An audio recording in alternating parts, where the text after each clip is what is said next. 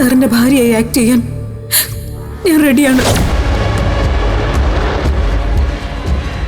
എനിക്ക് എൻ്റെ അമ്മയെ രക്ഷിക്കണം സർ.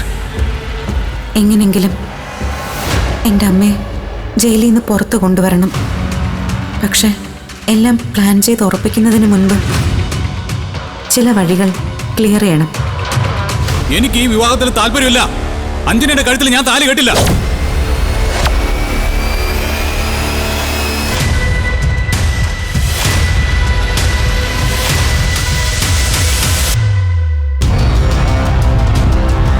അവന്റെ പിന്നിൽ ഇരിക്കുന്നവള് അവളാ ആ ഭൂമി.